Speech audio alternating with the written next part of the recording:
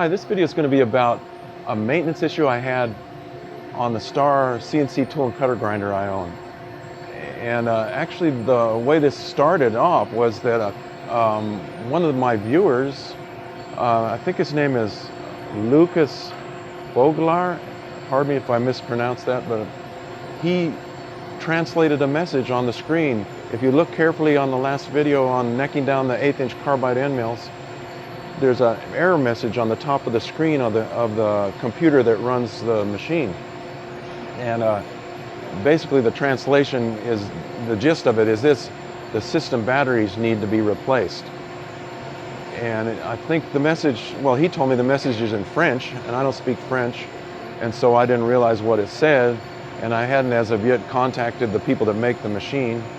And if I had let that go too far, it could have been a problem, as you might know, because the parameters and everything in the control could be lost if I powered the machine down and the battery, the backup battery. It's just like your computer, you know, your home computer, or these computers have that battery that backs up the configuration and whatever. And same in a control on a machine.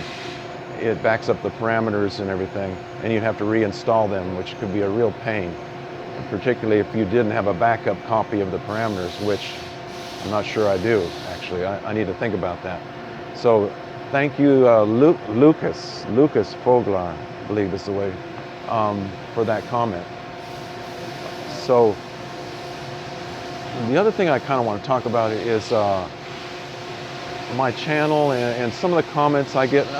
99 and 9/10% of the comments are fantastic, great comments. I occasionally get these few commenters that act like, oh, you know, you don't know what you're doing, why are you doing it that way, we do it this way and that.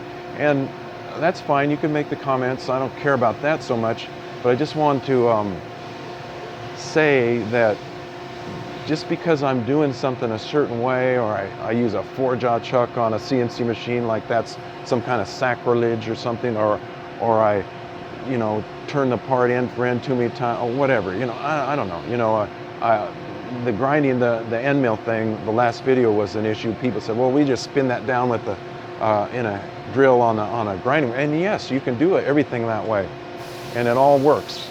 I'm not saying that, and it might be the best way for you, and I hope you continue to do it that way if it's your best way. But in my videos, the only thing I'm trying to show is the way that I'm doing things, and I don't claim it's the best way or the right way or anything like that. It's just my way of doing it, and the reason I do things the way I do things is because it interests me to do it this way, is the way I can put it. And I don't have to deal with a boss-employee relationship because I work for myself. I have my own little company here, and the people that I'm doing the work for don't bother me. They don't care how I do it, just so I get the job done in the end, and it passes inspection and quality issues. They don't care, you know, and I get it to them at least on time, which my jobs are very complicated jobs usually, and so the time issue is not so critical usually on them. And so the bottom line is, I'm showing you things the way I do it because that's the way I like to do it and I want to do it. And if it interests me to make a little piece of tooling for a boring head when I already have a bar that would probably work, but I would just like to have something that works a little more consistent and I don't have to fight with the job. And so that's what I'm showing you. I'm not showing you necessarily anything that has to be done a certain way that I do it, okay?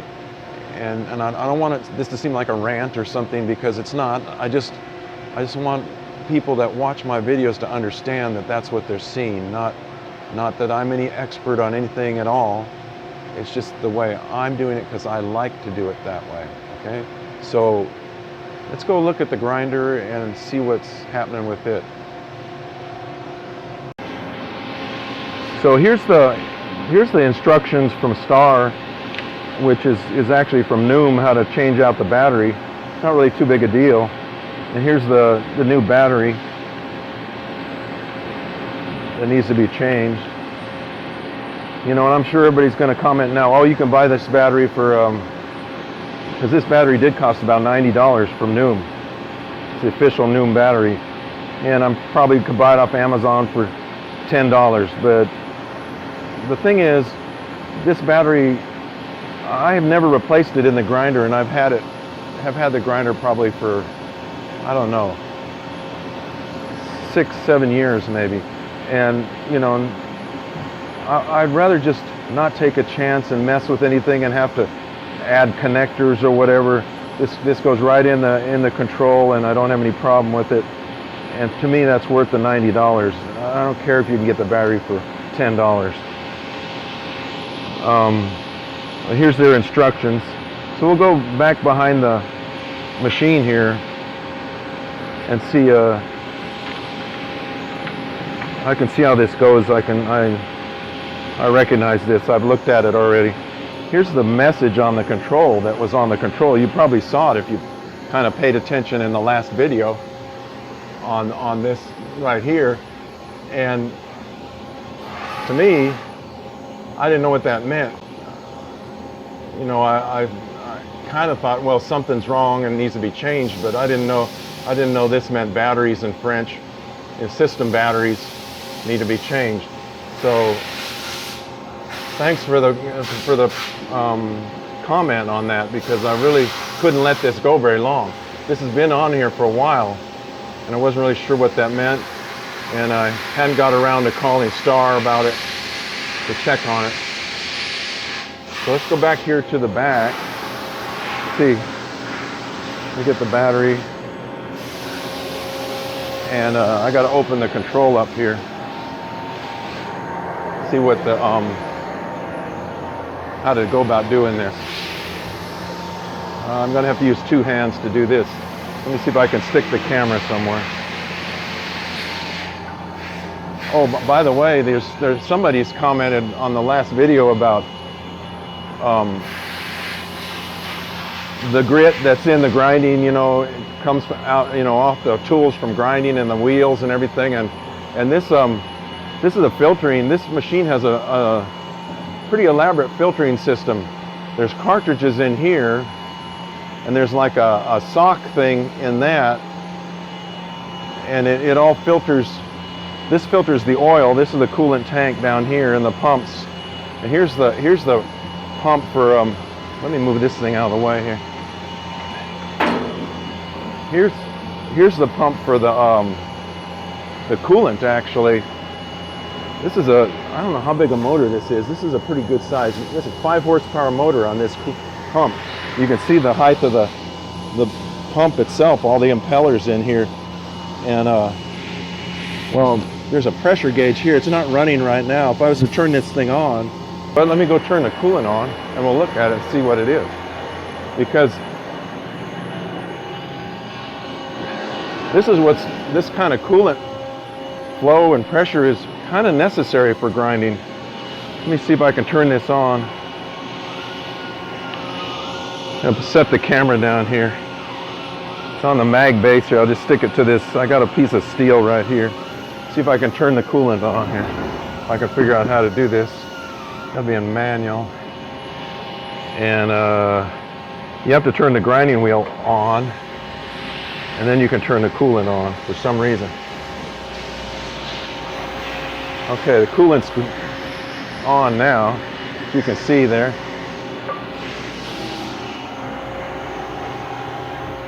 Let's go back to the back and see what those gauges read now. This is how much pressure and volume this thing puts out. The pressure isn't real high. Actually, the filters might be a little bit clogged, because I've seen this higher, but it's around a little over 100 psi there on the gauge. I don't know if you can see that gauge. I've seen that higher though. I think my filters might need to be changed. And see here we got 35 gallons per minute flow rate. That's a lot of coolant. That might be interesting. Let me go shut this off.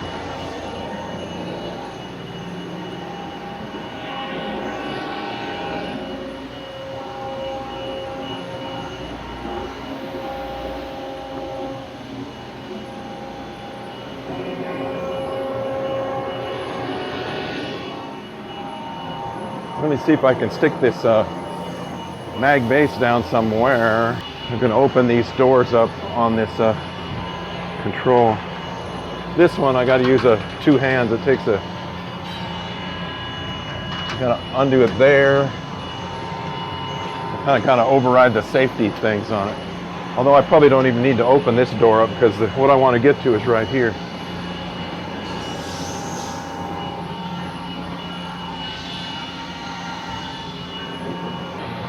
Now, you take this little cover off. It said on the instructions here. The battery's behind there. It said to make sure the control is on when you do this, of course.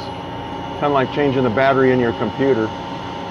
And it says the plug is not polarized in the instructions, so you got to make sure you put the thing on the same direction. So here's the red wires are on the right hand side. It's going to go in like that. Let's pull this thing off of here. That back on. And that should be all there is to this. Except for now to, I didn't leave too much room for the wires here, but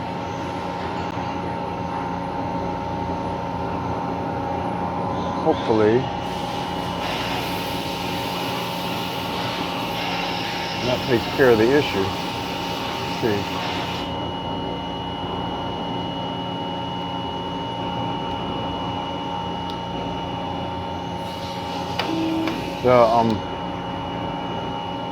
Then they give us some instructions on how to clear the error message out.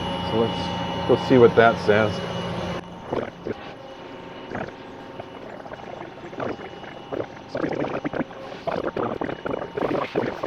Okay, back. Got interrupted there a little bit. Let's see.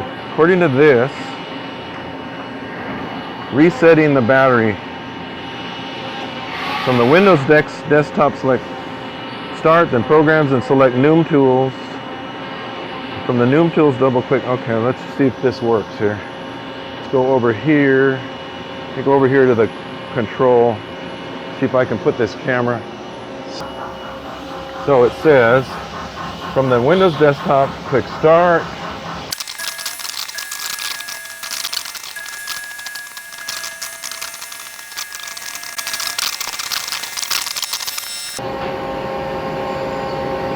Please don't screw up.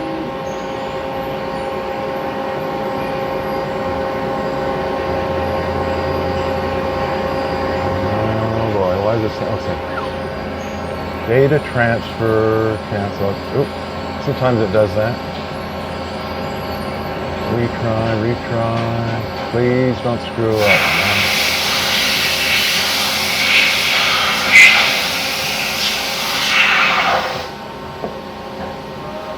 Wow, this thing kind of scared me for a second. I don't know, you saw I was getting that error message where see, the way this works is this PC communicates to the control in the cabinet that you saw, and it's got like an RS-232 communication link, I guess, between them, and it wasn't doing it correctly. And for some reason, I just restarted the software now, and it cleared that, and I reset the control. There's a reset button on the control back there, and now my error message has gone away for my battery problem. Although it appears that the way they control this is just on a time period for the battery. I wonder if the battery was actually really low or not. I'll check the voltage on this. In fact, let's check the voltage on this battery and see if it actually is dead or not. I suspect that it isn't really dead. So that it's almost 3.7 volts. I'm not sure why it has two sets of wires, but they both measure almost 3.7 volts. So this battery actually isn't really dead at all. So it's the time limit that ran out, rather than the battery running down. But anyway, now I can Everything seems to be working here. If I zero return the machine, everything is going. It zeroes the A, is rotating right now, and then it'll do the B. It already did the X and Y and the Z.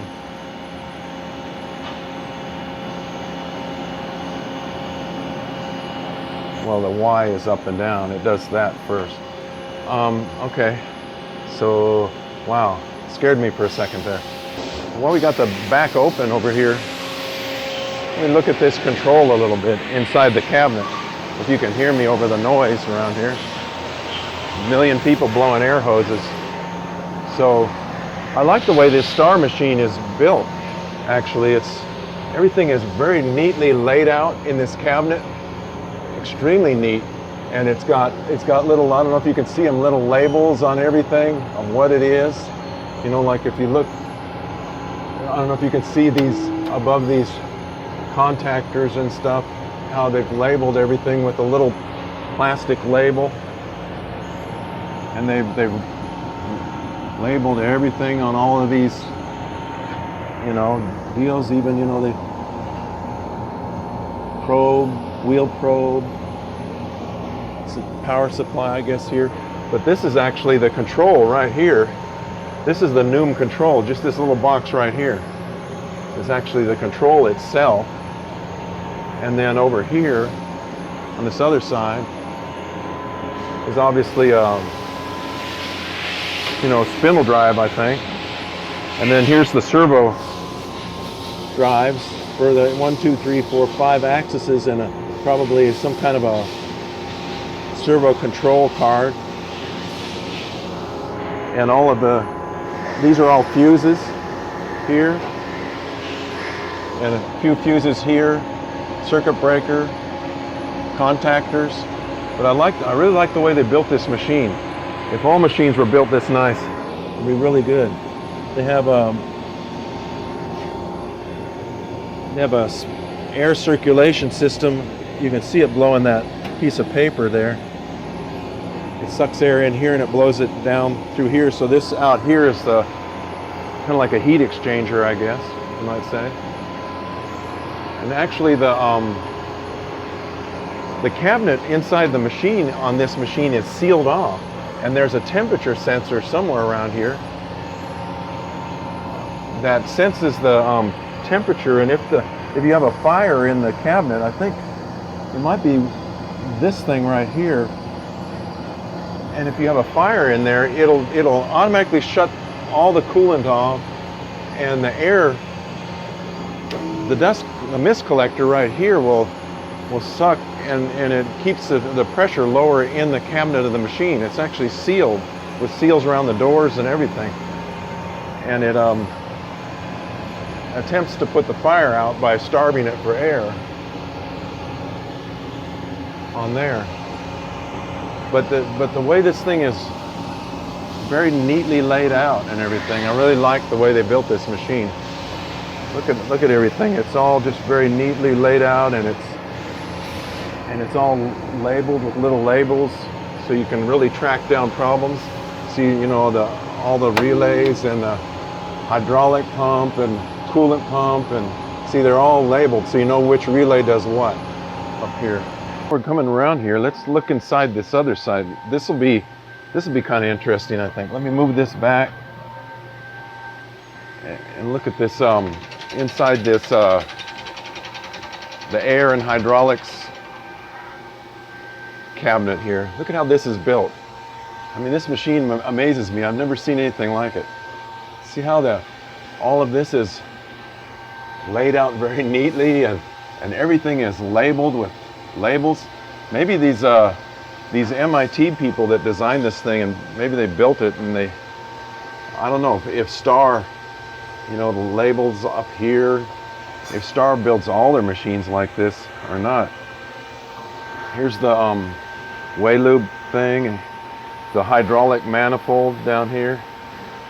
I got this thing in here because I was doing some work and it was kind of leaking oil when I was taking it apart. It doesn't really need this in here, but I don't know a lot of all this stuff, but look at, see, it's even got a series of gauges here, and everything is labeled with these engraved tags on everything. And the way this thing is put together just amazes me. And all of these fancy, you know, these are airlines here with this metal braided covered tubing. And then some of them down here are, this is actually a hydraulic system as well. Just amazing how they built this thing. You know, you hardly ever see machines put together like this anymore nowadays, or at all even. And this other door on the side of the machine here is just this has a simple wheel pack changer on this machine that can change, I don't know if you could see it in here or not, it might be too dark. There's no wheel packs in here right now, but this thing here opens with this air cylinder, and the machine can come forward and change the wheel packs. I use that sometimes I don't. Some of my, there's a servo motor for, I guess it would be the Z-axis, all the way around them to seal off the air, or the cabinet, so when the air mist collector is on, it sucks it down below atmospheric pressure a little bit inside there. It's the mist collector unit itself. It has various different kinds of filters on it. Can't really get around this direction because this is very close up to the wall here, and there's stuff, well, maybe I can if I walk over the top of this. There's even a pressure gauge, I believe, on this. Yeah, see it when it's on, it shows you the pressure so you can tell when the filters need to be changed. And here's the hydraulic pumping unit for the hydraulic system. It looks like I need to put a little bit of oil in that, in fact. Over here, if I can open this, kind of a mess back here now. Here, this enclosure here has a, up here it has a track that it can automatically open and close a door here that no longer is here, that somebody's taken it off before I own the machine. And this area in here looked like it, you can see the holes drilled and tapped and stuff, and bolts in there. And here's a little kind of plastic picture of the robot arm that was in here. So I guess they had a robot arm, or somebody had a robot arm in here at one time, and they took it out of here before I owned the machine. Would have been kind of neat to have that robot arm in there. I don't know what I would actually do with it. I don't have the high production requirements for that. But this machine is built really heavy. You see this round piece of tubing here, or pipe, I guess, and this is all filled with concrete, and the column coming down here, and the column, I don't know if you can visualize the size of that column. That column's about 18 inches square that mounts to the base.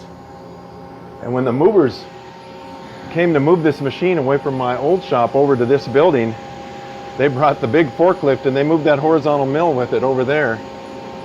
And then they decided they weren't going to need that anymore for that day, so they drove back to their warehouse, and they just had their smaller forklift, and they couldn't lift this machine up with their smaller forklift, this grinder, and they had to bring the big one back. And when the guy lifted it, he told me that this little grinder here, well, it looks small, but it really isn't that small, but this grinder here weighs more than this horizontal mill does. That's what he told me.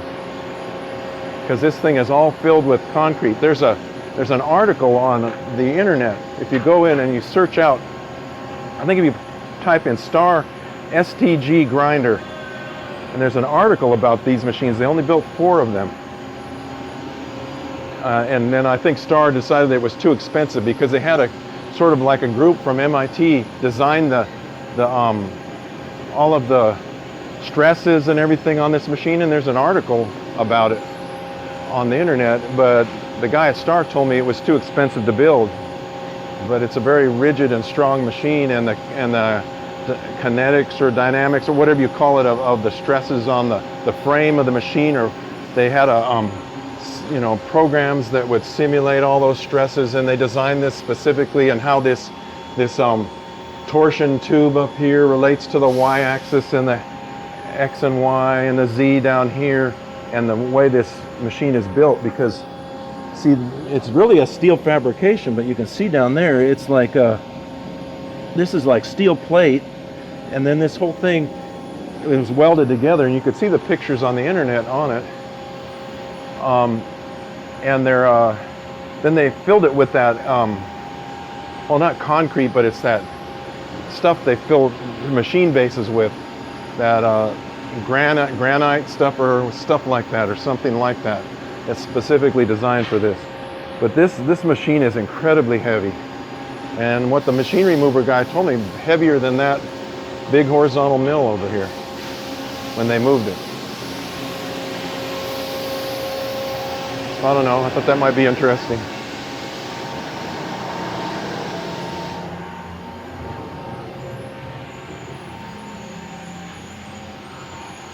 I'm going to sort of get back to work here. I'm going to stop to change that battery. Almost had a heart attack. Thought I screwed the control up somehow.